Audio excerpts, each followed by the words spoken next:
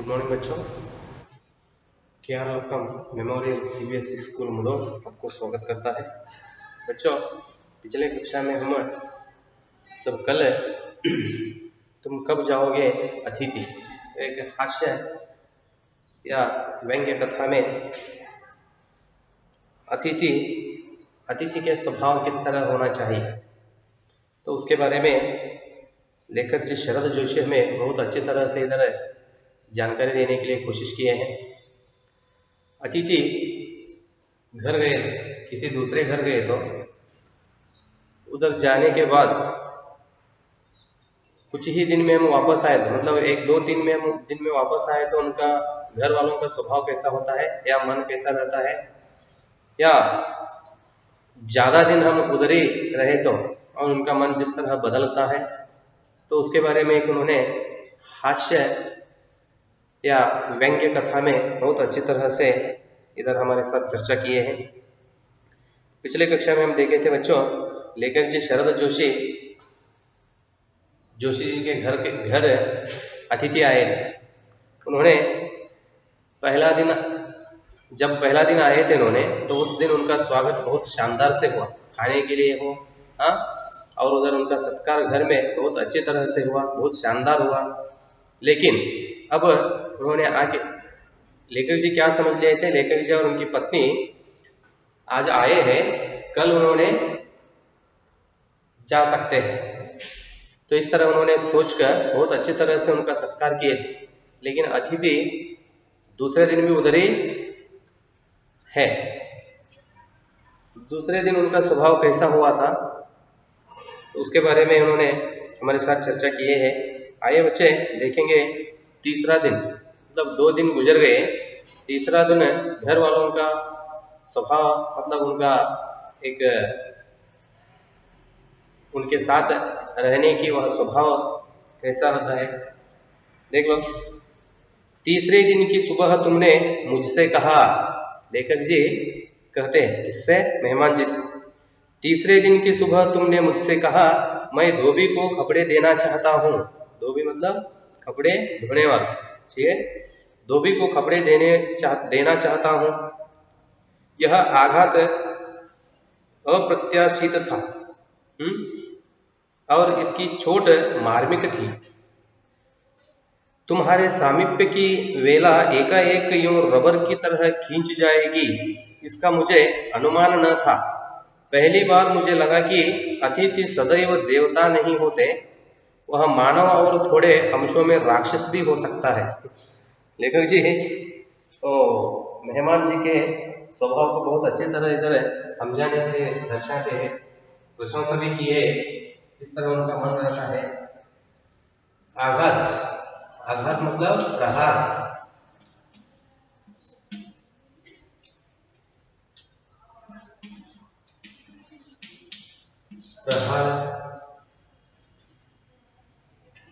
अप्रत्याशित,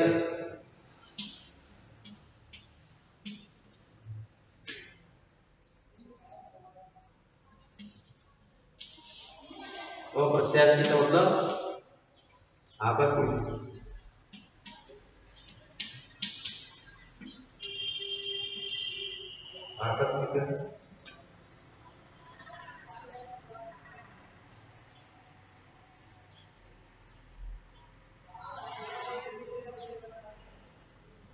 मार्मिक मतलब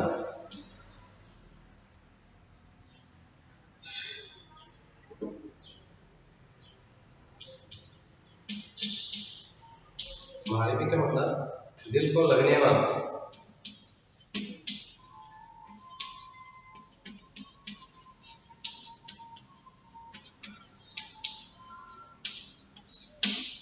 दिल को लगने वाला। सामीप्य,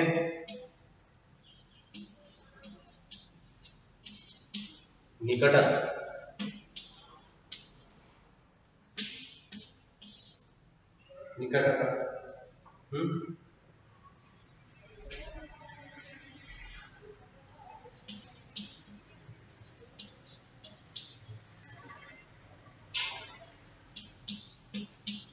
औपचारिक मतलब उपचार के रूप में होने वाला।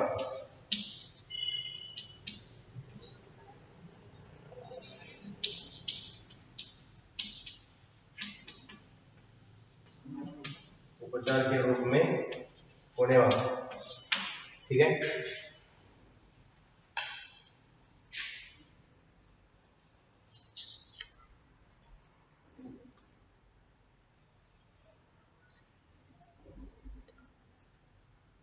बच्चों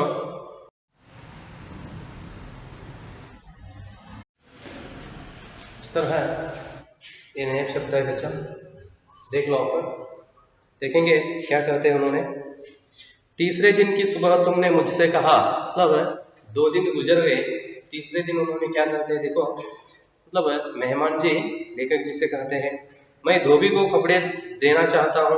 यह आघात अप्रत्याशित था, मतलब यह प्रहार, आघात मतलब सडनली होता है ना, वही यह प्रहार मुझे क्या था, आकस्मिक था, और इसकी चोट मार्मिक थी। चोट मतलब गाय नो गाय, हाँ? इसकी चोट मार्मिक थी, मार्मिक मतलब दिल को लगने वाला। तुम्हारे सामीप्य की वेला एकाएक यो रबर की तरह खींच जाएगी। देख लो, मतलब सामीप्य मतलब इसका अर्थ क्या होता है, निकटता, मतलब समीप। तुम्हारे सामीप्य की वेला एकाएक यो रबर की तरह खींच जाएगी, इसका मुझे अनुमान न था।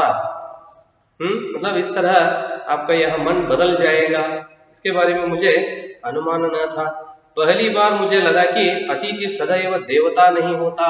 तो आपके यह स्वभाव देखकर मुझे ऐसा लगा कि अतिथि सदैव देवता नहीं होते, घर आए हुए अतिथि हमेशा या सदैव देवता नहीं होता, वह मानव और थोड़े अंशों में राक्षस भी हो सकता है।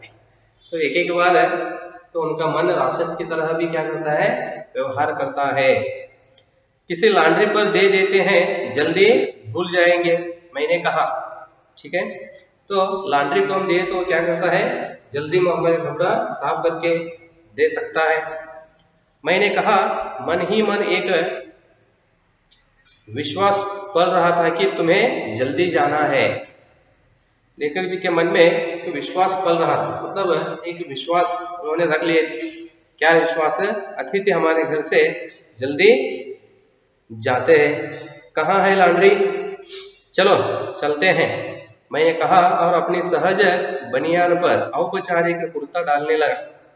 देखो, तो उन्होंने लेखक जी से क्या पूछे, मेहमान जी इधर लॉन्ड्री कहाँ है। लॉन्ड्री मतलब आप जानते हैं, कपड़े वगैरह देते हैं ना धोने के लिए और साफ करने, इस्त्री करने के लिए लॉन्ड्री। चलो चलते हैं, मैंने कहा। लेखक जी, चलो मैं दिखाता हूँ। अपनी सहज बनियान पर, बनियान मतलब उसका अर्थ आप जानते हैं, शर्ट के अंदर डाल लेते हैं ना, वही बनियान, और औपचारिक कुर्ता डालने लगा। औपचारिक मतलब क्या है, औपचारिक के रूप में होने वाला। कुर्ता मतलब आप बोलते हैं ना जुब्बा वगैरह, ऐसा ड्रेस, कुर्ता डालने लगा। कहाँ जा रहे हैं, पत्नी ने पूछा। ये दोनों मिलकर जाने लगे, घर से बाहर है तो उस टाइम पत्नी पूछती है, इसके कपड़े लॉन्ड्री पर देने हैं। मैंने कहा, मेरी पत्नी की आंखें एकाएक बड़ी हो गई। आज से कुछ बरस पूर्व उनकी ऐसी आंखें देख मैंने अपने अकेलेपन की यात्रा समाप्त कर बिस्तर खोल दिया था। देख लो क्या हो गया था। लेखक जी बरस मतलब वर्ष, इससे कुछ बरस बोलते हैं, बरस इसका क्या होता है, वर्ष, इससे कुछ वर्ष पहले।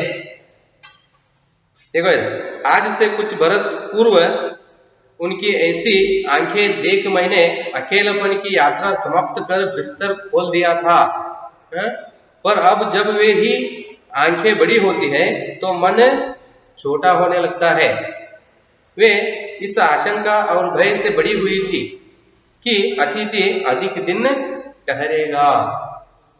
तो लेखक जी की पत्नी भी तो इनके बातें सुनकर या इनके व्यवहार देखकर वो भी डर गई, क्योंकि लेखक जी की पत्नी भी मन में इस तरह सोच रही थी कि अतिथि बहुत दिनों तक घर में ठहरेगा।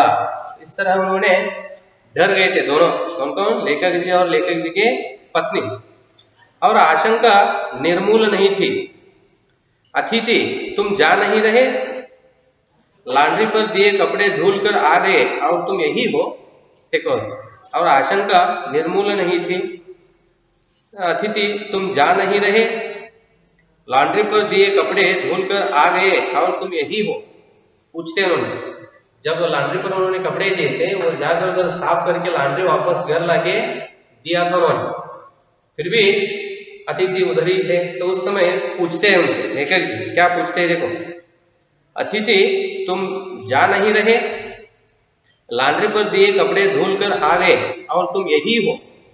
तुम्हारे भरकम शरीर से सलवटे पड़ी चादर बदली जा चुकी और तुम यही हो। लेखक जी अतिथि से कहते हैं, भरकम मतलब, भरकम का अर्थ है बृहत, बृहत या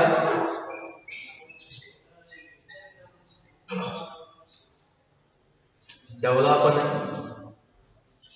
डौलवान के बृहत शरीर पर, ठीक है, मतलब विशाल शरीर पर तुम्हारे बृहत शरीर से सलवटे पड़ी। सलवटा मतलब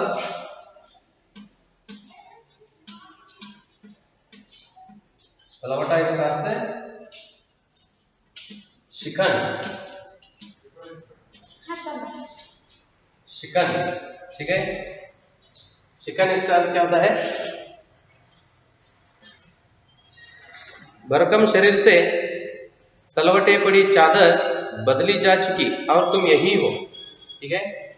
शिखन इसका अर्थ है, तो उन्होंने ओढ़कर वह चादर क्या हुआ था, बहुत पुराना हो गया था, ठीक है, मतलब गंदा हो गया।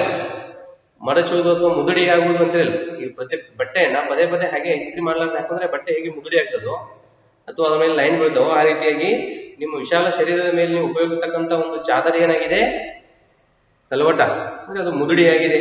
ಆ ಚಾದರ್ ಸಹ ಏನಾಯ್ತು, ಬದಲಾಯಿತು, बदली जा चुकी और तुम यही हो।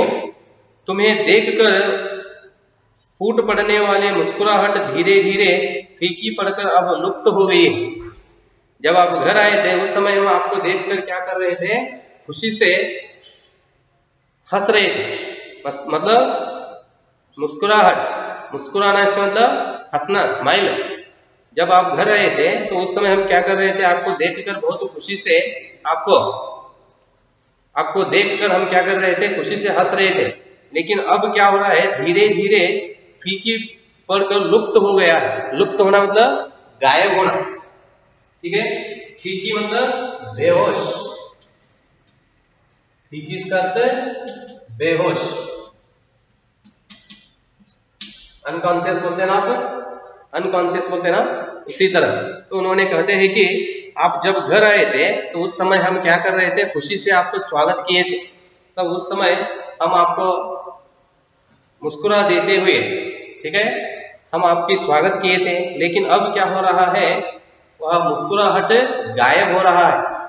ಯಾವಾಗ ಖುಷಿ ಇತ್ತು ಆ ಖುಷಿ ಏನಾಗ್ತಾ ಇದೆ, ಮಾಯವಾಗುತ್ತಿದೆ ಅಥವಾ ಕಳೆದು ಹೋಗುತ್ತಿದೆ। मुस्कुराहट गायब हो गई है। ठहाकों के रंगीन गुब्बारे जो कल तक इस कमरे के आकाश में उड़ते थे अब दिखाई नहीं पड़ते। ठहाको मतलब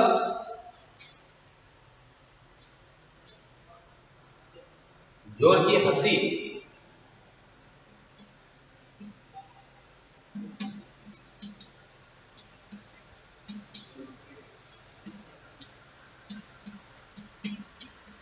जोर की हंसी मतलब, तो अब तक कल तक क्या हो गया था, हमारा घर का पूरा वातावरण है या पूरा पर्यावरण बहुत खुशी से, मतलब इससे पहले बहुत खुशी से हम क्या कर रहे थे, समय बिता रहे थे।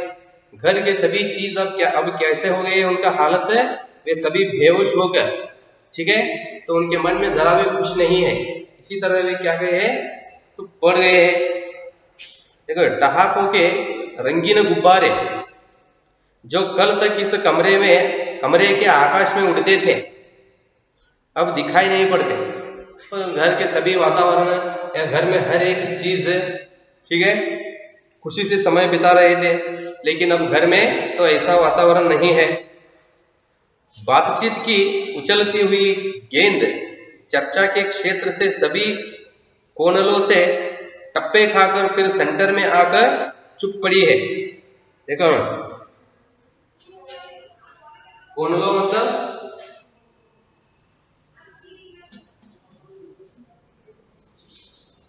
इधर लिखता हूं बच्चों, देख लो ऊपर है।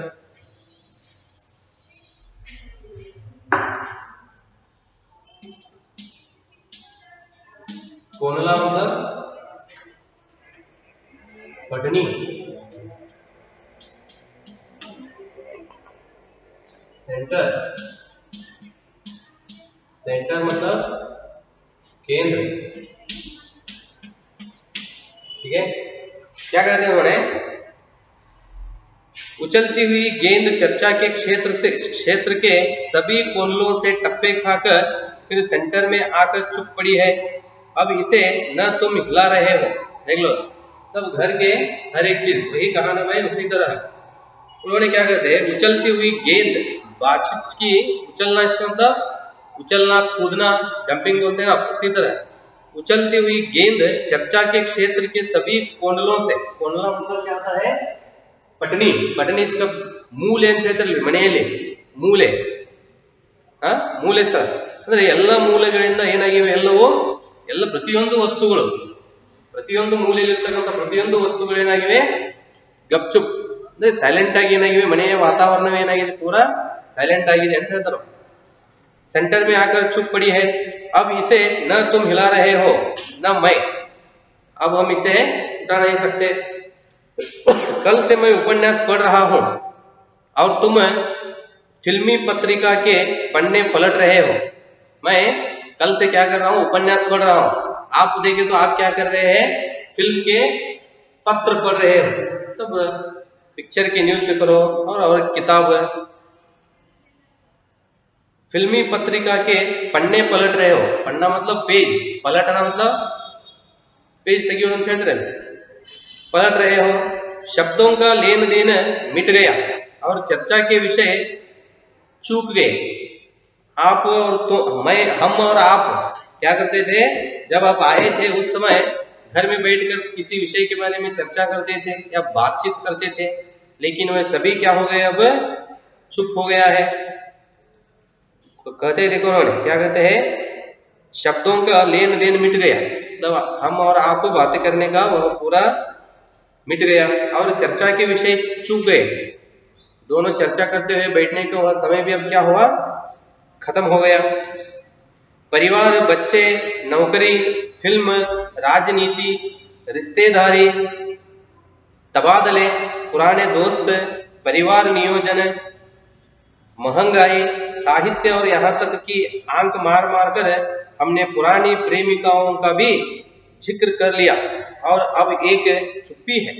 देख लो क्या कहते हैं, इस तरह अनेक उदाहरण कहते हुए ये सब क्या हो गए हैं, छोड़ दिए हम, मतलब हम पूरा क्या कर रहे हैं, सिर्फ आपका ही सोच रहे हैं, आप कब जाओगे, या सब विषय छोड़ दिए हम, इसके बारे में सोचने का और इसका जिम्मेदारी सब छोड़ दिए हम। देखो क्या, परिवार, बच्चे, नौकरी, फिल्म, राजनीति, रिश्तेदारी, तबादले मतलब ट्रांसफर, ट्रांसफर बोलते हैं ना, एक जगह से दूसरे जगह पर चीजों को भेजना, ट्रांसफर, तबादले, पुराने दोस्त, परिवार नियोजन तो परिवार की योजना, महंगाई मतलब मुद्रास्फीति,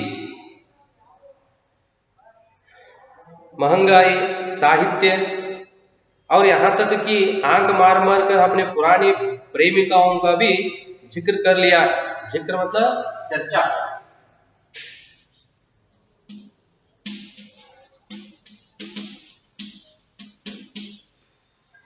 जिक्र कर लिया है और अब एक चुप्पी है।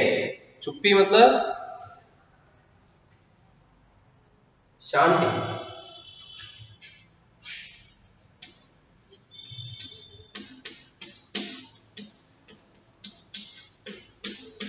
मतलब सभी क्षेत्र क्या हो गए हैं, चुप पड़ गए हैं, शांत से अपना काम छोड़ दिए हैं।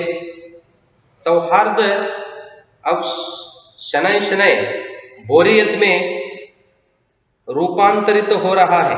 सौहार्द मतलब सामंजस्य,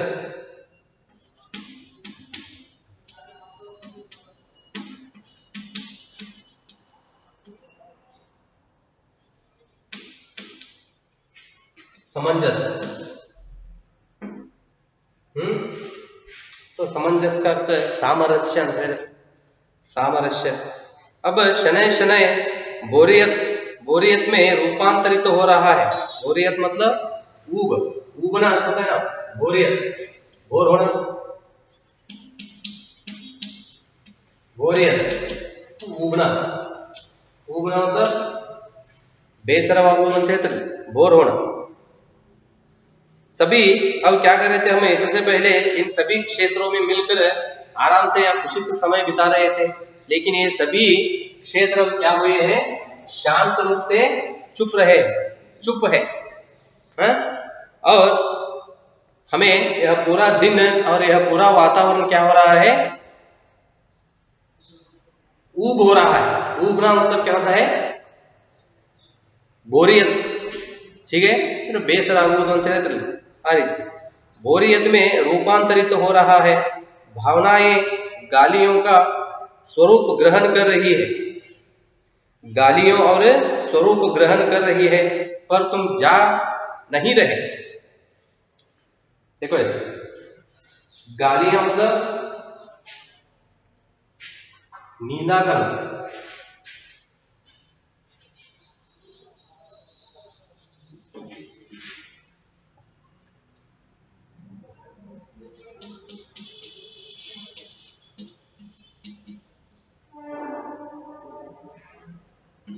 गालियां मतलब निंदा करना, निंदा करना, ठीक है।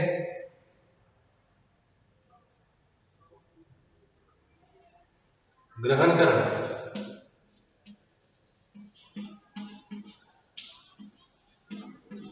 ग्रहण कर लेना, ग्रहण कर लेना मतलब प्राप्त कर लेना,